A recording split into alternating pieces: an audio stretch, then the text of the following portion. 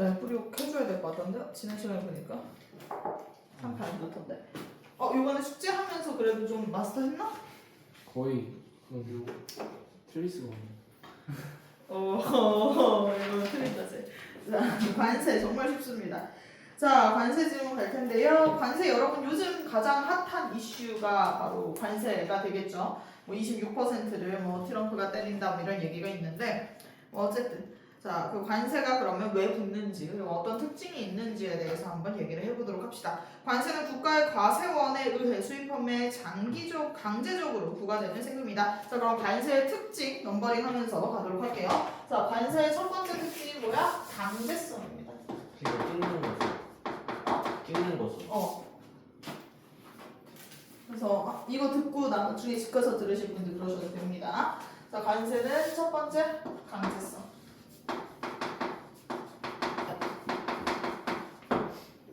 그리고 관세 수입은 국고의 귀속되므로 관세는 국가의 재정 수입원이 됩니다. 자, 그래서 국가의 재정 수입원으로 기여를 해요.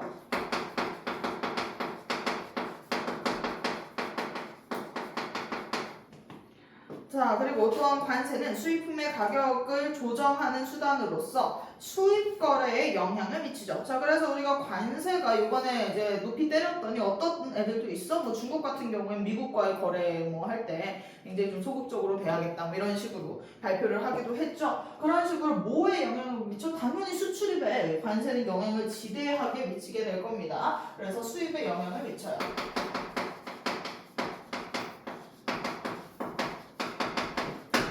자, 그럼 이런 세금을 왜 하냐는 거야. 자, 그리고 관세를 많이 때리면 많이 때릴수록 우리는 수입이 저해되겠지. 그런데 그럼 수입 왜 이렇게 관세를 때리냐? 가장 근본적인 이유는 뭐야? 수입품의 경우 부담한 관세만큼 판매 가격이 인상되기 때문에 관세는 국내 산업 보호 정책에 이용이 됩니다. 국내 산업을 보호하는 효과가 있지. 이것 때문에 관세를 매기는 거야.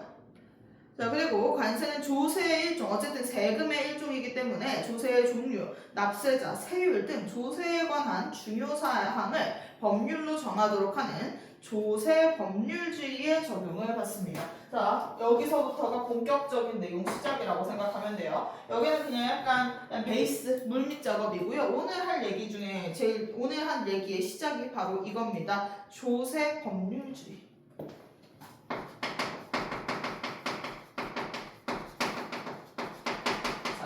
다시 자, 관세는요 강제적으로 부여가 되겠죠. 그냥 나라에서 땅땅 하면 그냥 강제성이 있고요. 안 내고 싶어서 안 낼 수 있는 세금이 아닙니다. 자, 그렇기 때문에 어쨌든 세금이어서 국가는 이걸 통해 돈을 벌 수 있겠고요. 그리고 수입에 영향을 주죠. 관세가 높아질수록 수입은 저해됩니다. 그런데 어쨌든 수입 들어오는 애들의 가격이 높이 책정되기 때문에 국내에서 판매되는 양이 관세를 붙이게 되면 더 늘어나게 돼서 국내 산업을 보호하는 효과가 있죠. 자, 어쨌든 얘도 법률로 제정이 되어 있기는 합니다. 그게 바로 조세 법률주의인데요. 조세 법률주의가 무슨 뜻이냐면 법률주의의 말이 규정된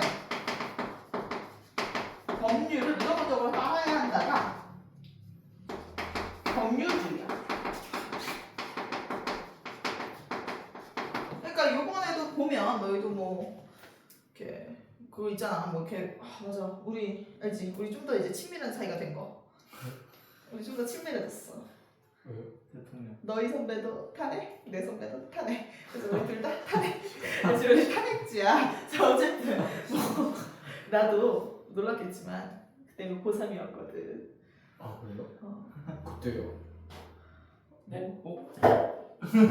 생각보다 멀지 않은데? 생각보다 멀지 않은데? 이게 몇 살이라고 생각해? 2014년. 14 아니야. 아, 아니 내가 분명히 내가 20대라고 분명히 얘기했는데 그리고 나 심지어 화작 애들한테 얘기해줬거든 내 나이를. 아, 진짜요? 안 믿더라? 그래서 너무 억울한 거야. 얘기해줬잖아 방금. 근데 고3이었다고. 그래서 우리 비슷하지 않았을까 이런 생각으로 갑시다. 자, 어쨌든 거기도 보면 알겠지만 그거 할 때 뭐라고 했어? 뭐 하나씩 법률 조항 이야기하면서 뭐 어쩌고 저쩌고 하면서 막 발표했잖아. 그것처럼 비슷한 느낌인 거지. 우리 얘는 법률을 따라야 돼요. 규정되어 있는 법률을 따른다가 조세 법률주의에 적용을 받는다야. 근데 여기서 중요한 게 예외가 좀 많아요, 얘는. 자, 조세 법률주의에 적용을 받기는 받아. 그런데 관세는 좀 예외적으로 예외가 좀 있어요. 자, 그러나 국내외적 상황에 따라 신속하게 대처해야 한다는 점, 다른 외국과의 협정으로 제약을 받는 점 등을 이유로 조세 법률주의가 엄격하게 적용되지는 않습니다. 자, 그런데 뭐는 아니다? 엄격하지는 않아요. 그러니까 유도리 있게 가자. 이게 바로 얘네 관세의 특징인 거지. 법률을 따라야 하기는 하는데 유도리 있게. 자, 그런데 그래도 나름의 뭐가 있겠어? 틀은 잡혀져 있을 거야. 그냥 뭐 아무 조건 없이 유도리라고 하지는 않겠지. 법률인데. 자, 그래서 어떤 내용이 있냐? 자, 관세는 법률로서 일정한 조건을 정해. 자, 그러면 이거는 따라야 돼? 안 따라야 돼? 무조건 따라야 돼요. 일정한 조건을 정하되. 일정한 조건을 뭘로 정해? 법률로 정해요. 그렇기 때문에 이건 법률을 따라야 한다라는 조세 법률주의에 따라서 일정한 조건은 꼭 따라야 하는 조건이 있는 거야. 자, 그런데 거기에다가 대신 어느 정도니까 틀만 법률로 잡아놓고 그리고 나서 세부 사항은 뭐로 할 거래? 시행령으로 할 거래요. 자, 세부 사항은 시행령.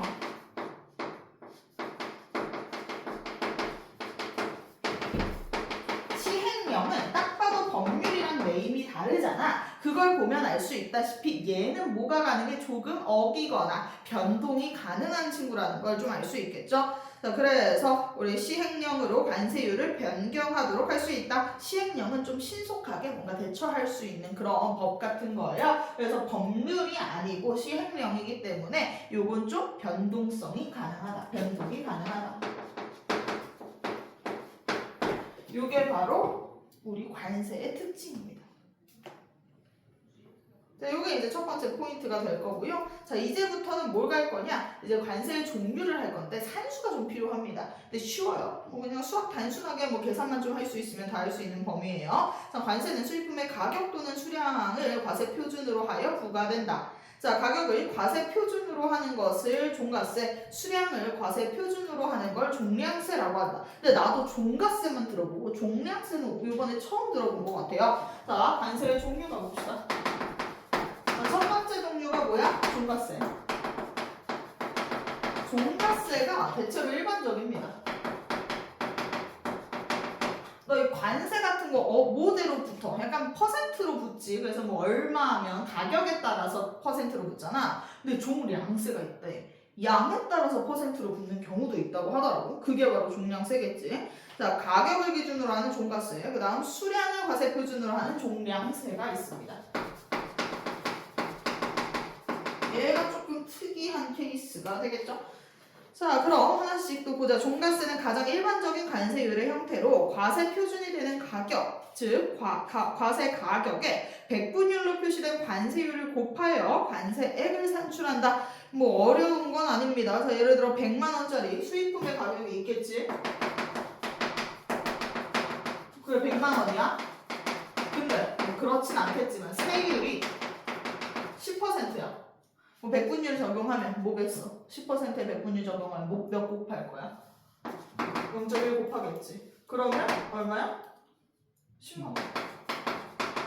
이게 세금.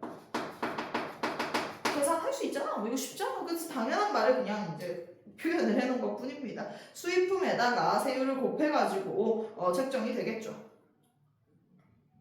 그래서 과세 가격에 백분율로 표시된 관세율을 곱하여 관세액을 산출한다. 그럼 관세액이 10만 원. 자, 종량세는 수입품의 가격이나 품질 등과 관계없이 수량을 과세 표준으로 한다. 얘는 그러니까 이 양이 중요한 거야. 중량, 면적, 용적, 매수 등을 단위로 하여 단위당 몇 원. 이거 좀 되게 독특해. 몇 킬로당 몇 원. 뭐 이 정도로 저는 해놓는다고 합니다.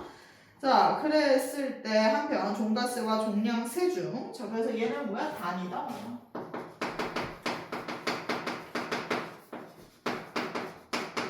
예를 들어 1 제곱미터당 200원. 이런 식으로 해놓는 게 바로 종량세라고 생각하시면 돼요. 그러니까 종가세와 종량세의 차이는 너무 잘 알 수 있을 거라고 생각합니다. 자, 그런데 이거를 어떻게 할 수 있냐? 한편 종가세와 종량세 중 어떤 하나를 선택하여 부과하는 것을 선택관세라고 한대. 자, 우리나라에는 종가세와 종량세가 있고요. 둘 중 하나를 선택하는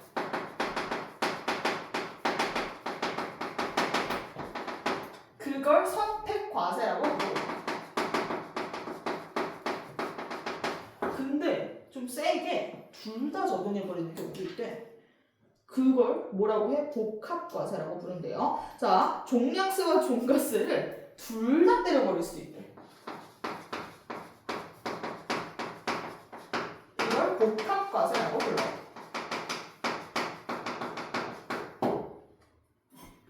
그럼 이제 그거에 대한 예시를 설명해 놓을 겁니다. 자, 수입품 A를 1제곱미터를 수입한다고 가정해보자. 1제곱미터에 부과되는 종량세액을 제곱미터당 200원, 종가세율을 10%라고 하자. 자, 그러면 종량세액은 뭐래? 아까 내가 해놓은 것처럼 1제곱미터당 200원. 자, 근데 종가세는 10%를 부여한다고 한대. 그럼 어떻게 되냐? 제곱미터당 수입 가격이 1,000원일 때 1제곱미터에 대한 복합관세는 종량세 200원에 종가세 100원을 더한 300원이 되어 복합관세에 의한 실효세율은 30%가 된다. 선택과세에서는 일반적으로 종량세와 종가세 중 관세가 더 높은 쪽을 선택하여 부과하므로 선택관세는 200원이며 실효세율은 20%가 된다. 제곱미터당 수입가격이 3,000원일 때 1제곱미터에 대한 복합관세는 종량세 200원에 종가세 300원을 더해 500원이고 선택과세는 300원이다. 얘들아, 그냥 이건 너희가 계산할 줄만 알면 돼. 자, 그럼 계산 방법만 브리핑 할게요.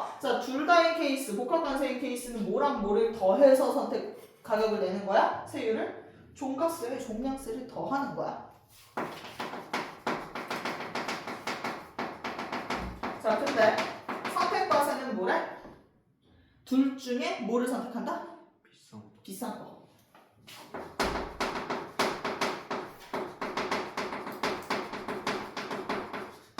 그럼 당연히 선택과세가 복합과세보단 세율이 낮겠지. 그건 뭐 뻔할 뻔짜고 그때 그냥 계산하시면 돼요. 이 정도는.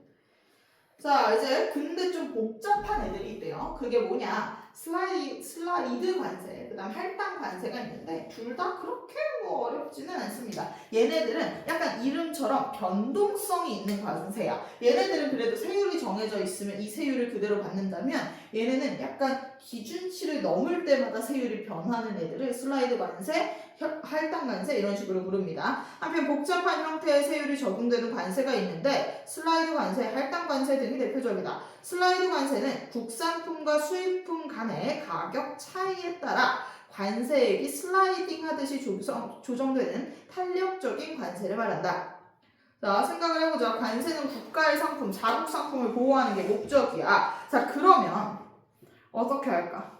슬라이드 관세는 수입 가격이 낮으면 너무 저렴한 가격으로 들어와 버리면 우리나라 국가에 타격이 될 거 아니야. 그렇기 때문에 그에 따라 높은 세율을 적용하고요. 근데 수입 가격이 높아. 이미 비싼 상태로 들어와. 그러면 조금 낮은 세율을 적용하는 걸로 이런 식으로 약간 좀 유도리 있게 적용하는 관세를 슬라이딩 관세라고 해요. 뭔가 우리나라의 물건 가격과 비교를 해보는 거지. 우리나라 쌀값이랑 미국 쌀값을 비교해봤을 때 미국 쌀값이 좀 너무 많이 싸. 그러면 세율 중에 뭘 적용하고? 높은 세율을 적용하고. 아니야, 비슷해. 그러면 뭐 낮은 세율을 적용한다. 그게 바로 이겁니다. 슬라이딩 관세. 그래서 슬라이딩 관세는 뭐 심플합니다.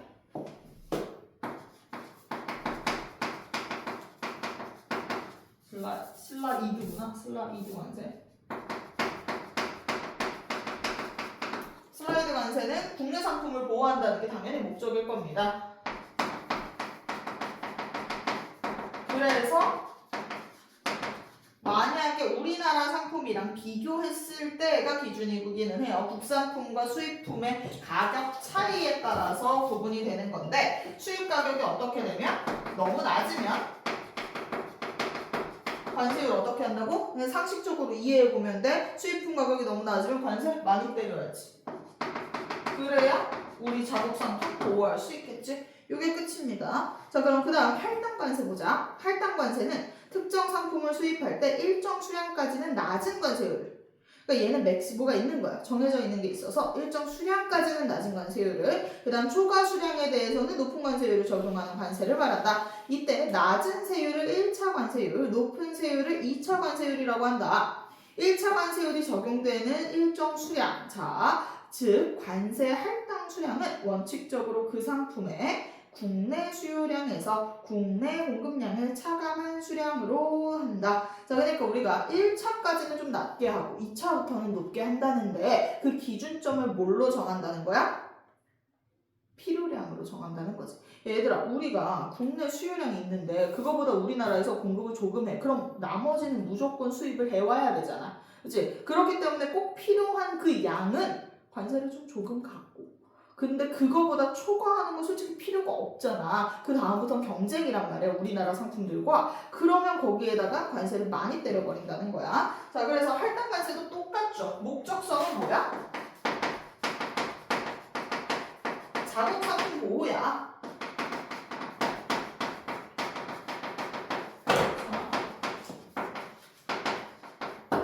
그래서 얘는 국내 수요량에서 뭐를 빼? 국내 공급량을 빼. 그러면 뭐가 나와? 수입 필요량이 나오지? 그럼 요거를 뭐로 기준으로 삼는다? 1차의 기준으로 삼는 거야. 그래서 요거 언더면 요거보다 낮을 경우, 수입 필요량보다 이하면 그때는 1차 관세를 적용하고요. 이거보다 높아. 그러면 2차 관세 적용한다는 거. 이거 이해되죠? 이 지문은 매우 평이합니다. 자, 그 다음 마지막 긴급관세.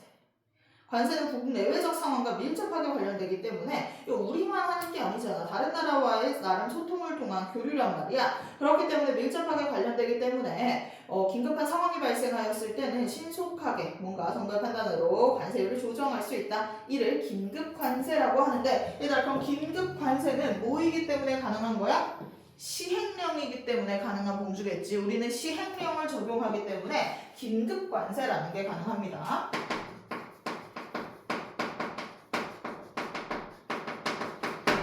빠르게 적용하는 관세, 뭔가 유도리 있게 하는 거. 자, 그럼 얘 그냥 포인트가 급하게밖에 없어요. 긴급관세는 수입품의 가격이 급격하게 하락하는 상황에서 그 상품의 수입이 증가하는 현상이 일어날 때 외국 상품의 수입 증가로 이와 동일하거나 경합하는 상품을 생산하는 국내 산업이 증대한 손해를 입을 우려가 있을 때 발동할 수 있다. 그러니까 뭐 가끔 그럴 때가 있을 거 아니야. 뭔가 해외에서 갑자기 뭔가 뭐 생산량이 늘어나거나 이런 상황 때문에 그 물건의 가격이 갑자기 훅 떨어져. 그리고 양이 많아졌으니까 생산하는 양이 많아지면서 우리나라에 너무 많이 유입이 돼. 뭐 예를 들면 뭐 갑자기 뭐 어떤 특정 과일이 싸지고 양이 늘어나면서 우리나라에 너무 싸게 들어오게 되면 어떻게 해버리는 거야? 그냥 야 긴급하게 관세를 확 올려버리는 거죠. 자, 그러면 발동할 수 있대요. 자, 그래서 긴급관세는 어떤 친구야? 얘도 당연히 국내 상품 보호가 목적이고요. 얘의 포인트는 뭐야? 급하게. 어떨 때 적용이 돼? 수입 상품의 가격이 갑자기 훅 떨어질 때. 근데 수입량이 지나치게 늘 때. 그래서 우리나라가 좀 피해를 입겠다 싶으면 발동하는 게 바로 긴급관세라고 합니다.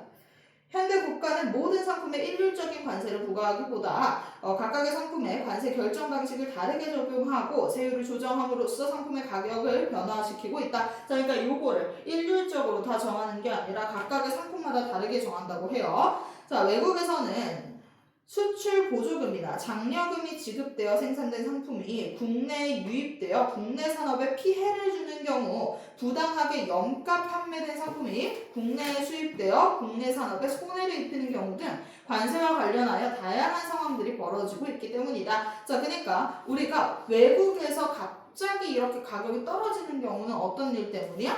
왜냐면 국가적 혜택을 받았어. 뭐 이 상품을 만들면 국가가 혜택을 준다 뭐 이런 데도 있을 거 아니야. 그렇기 때문에 국가 혜택을 받거나 좀 과하게 염가 판매가 되는 애들이 우리나라에 들어오면 너무 위험하기 때문에 관세를 이렇게 능동적으로 다양한 방식으로 조절을 한다고 합니다. 또한 관세는 무역 상대국과 무역량에만 영향을 미치는 게 아니라 국내 경제 및 세계 경제, 나아가 국가와 국가 간의 협력 갈등 뭐 이런 것에 지대한 영향을 미칩니다. 예를 들어 관세율을 크게 높이면 자 우리는 어떻게든 사이가 좋겠니 나쁘겠니?